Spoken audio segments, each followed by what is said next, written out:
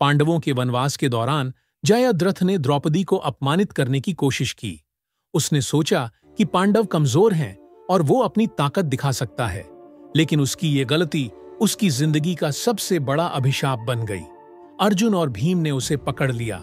उन्होंने न सिर्फ उसे बुरी तरह हराया, बल्कि उसका सिर मुड़वाकर उसे जंगल में अपमानित अवस्था में छोड़ दिया।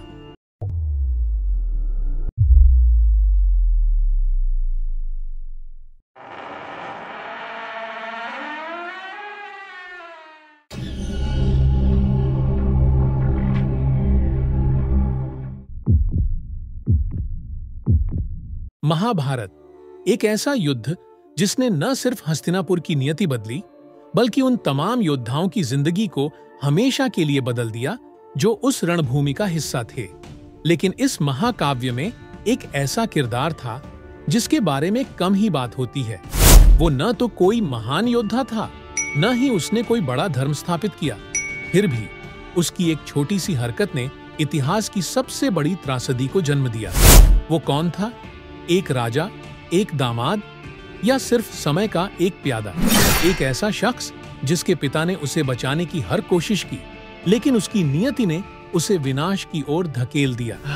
आज हम उसकी कहानी सुनाएंगे, एक ऐसी कहानी जो महाभारत के पन्नों में छुपी है और जो आपको सोचने पर मजबूर कर देगी। सिंधु देश एक ऐसा साम्राज्य जो अपनी शक्ति और समृद्धि के लिए जाना जाता था।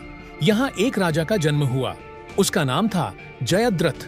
उसके पिता वृद्ध क्षत्र एक सिद्ध तपस्वी थे, जिन्होंने अपने जीवन का अधिकांश समय तप और साधना में बिताया। उसकी माँ एक रहस्यमयी स्त्री थी जो गुप्त जीवन जीती थी। जयद्रथ के भीतर बचपन से ही एक अजीब सी खींचतान थी। वो असुरक्षा और गौरव के बीच झूलता रहा। वो उन योद्धाओं में से नहीं था जो हर युद्ध में अपनी तलवार लेकर उतर पड़ते।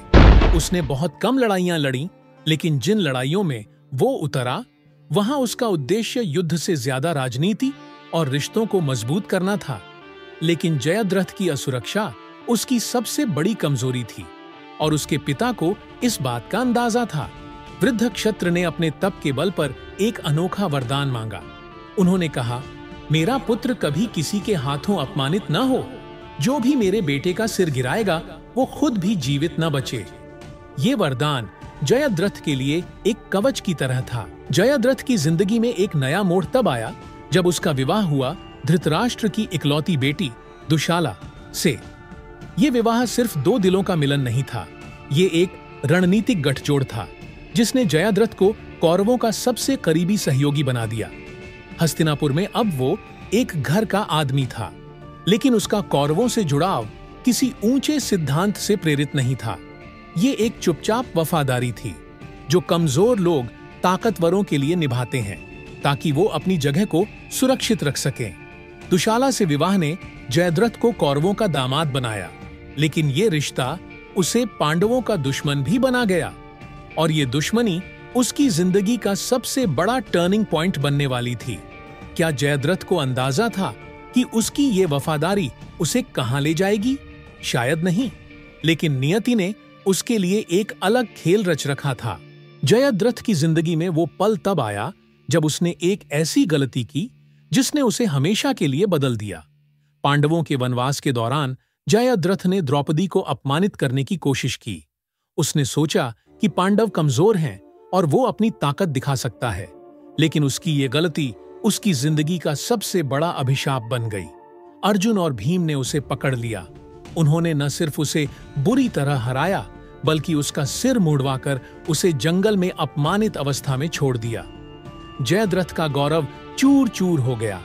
वो अपमान उसके दिल में एक ऐसी आग बन गया जो कभी बुझ नहीं सकती थी। उसने ठान लिया कि वो इस अपमान का बदला लेगा, चाहे इसके लिए उसे कुछ भी करना पड़े। जयद्रथ हिमालय की ओर निकल पड़ा। उसने भगवान शिव की कठोर तपस्या शुरू की, लेकिन ये तपस्या किसी आत्मज्ञान के लिए नहीं थी। ये एक हथियार थी, अपने अपमान का बदला लेने के लिए ताकत हासिल करने की एक कोशिश। क्या वो इस तपस्या से वो शक्ति हासिल कर पाएगा जो उसे चाहिए, या ये तपस्या उसकी नियति को और गहरा कर देगी? जयद्रथ की तपस्या रंग लाई। हिमालय की बर्फीली चोटियों पर एक सुनहरी रोशनी फैली और भगवान शिव प्रकट हुए। जयद्रथ ने उनसे एक वरदान मांगा, एक ऐसी ताकत जो उसे अपमान का बदला लेने में मदद करे।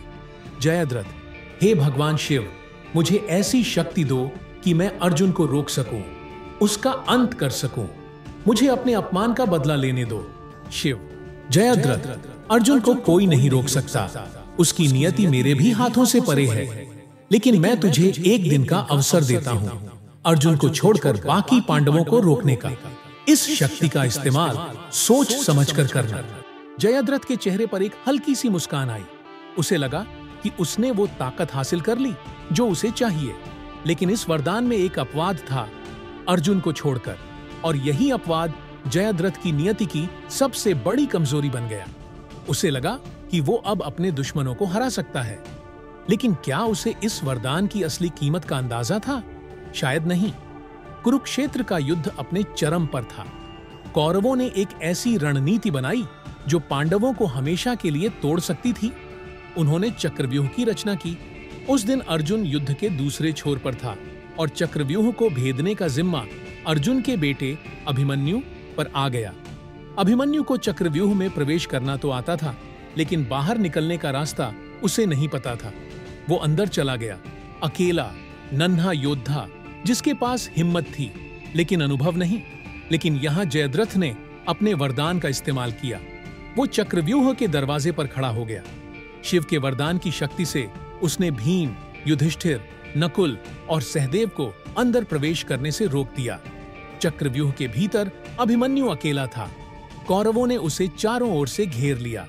जयद्रथ ने स्वयं कोई लड़ाई नहीं लड़ी, उसने सिर्फ दरवाजा बंद किया। लेकिन उस एक हरकत ने महाभारत की सबसे निर्दोष मृत्यु को जन्म दे दिया।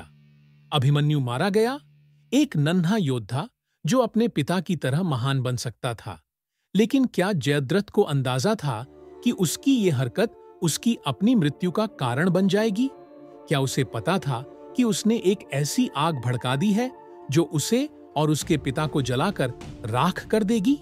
जब अर्जुन युद्ध के मैदान में लौटा और अपने बेटे की विदीर्ण देह को देखा, उसका गुस्सा रणभूमि में एक आंधी की तरह गूंजा।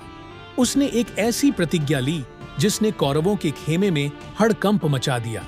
अर्जुन, सूर्यास्त से पहले जयद्रथ मरेगा। अगर ऐसा न हुआ तो मैं अर्जुन अग्नि में अपने प्राण त्याग दूंगा। कौरवों ने जयद्रथ को छिपा दिया। दुर्योधन ने अपनी पूरी सेना को उसकी रक्षा में लगा दिया। समय बीतता गया, सूर्य धीरे धीरे ढलने लगा। अर्जुन बेचैन हो गया। क्या वो अपनी प्रतिज्ञा पूरी कर पाएगा या उसे अपनी जान देनी पड़ेगी? लेकिन तभी भगवान कृष्ण ने अपनी माया रची। उन्होंने सूर्य को बादलों से ढक दिया। जयद्रथ को लगा कि वो बच गया। वो बाहर आया, अपने कौरव साथियों के साथ हंसने लगा। लेकिन वो नहीं जानता था कि उसकी नियति उसे मूर्ख बना रही है। कृष्ण, अर्जुन, अब समय आ गया है, अपना बाण छोड़, ये तेरी नियति का क्षण है। बादल हटे, सूर्य फिर से चमक उठा। अर्जुन का बाण निकला, तेज, नपातुला और निर्मम। वो बाण हवा को चीरता हुआ सीधे जयद्रथ की ओर बढ़ा। जयद्रथ की आंखों में एक पल के लिए डर झलका और फिर उसका सिर धड़ से अलग हो गया। लेकिन जयद्रथ की कहानी यहां खत्म नहीं हुई। अर्जुन ने उसका सिर काटा, लेकिन वो सिर सीधे वृद्ध क्षत्र की गोद में जा गिरा जो हिमालय में ध्यान मग्न थे। वृद्ध क्षत्र ने जैसे ही सिर को देखा, वो चौंक गए। सिर उनके हाथों से गिरा और उसी पल वरदान सक्रिय हो गया। वृद्ध क्षत्र का मस्तक फट गया। एक पिता की मृत्यु अपने पुत्र की वजह से। जयद्रथ ने अपनी जिंदगी में कुछ बड़ा नहीं किया। उसने कोई युद्ध नहीं जीता, न ही कोई धर्म स्थापित किया। लेकिन उसकी एक दिन की रक्षा और एक दरवाजे पर खड़े रहने की छोटी सी हरकत इतिहास की सबसे निर्दोष मृत्यु का कारण बन गई। क्या ये जयद्रथ का दोष था या समय ने उसे उस भूमिका में डाल दिया जिससे वो भाग ही नहीं सकता था? शायद ये सवाल हमेशा अनुत्तरित रहेगा। लेकिन एक बात तय है, जयद्रथ की कहानी हमें सिखाती है कि छोटी सी हरकतें भी इतिहास को हमेशा के लिए बदल सकती हैं। और एक सवाल अभी भी खड़ा ही रह गया, क्या यही सत्य है?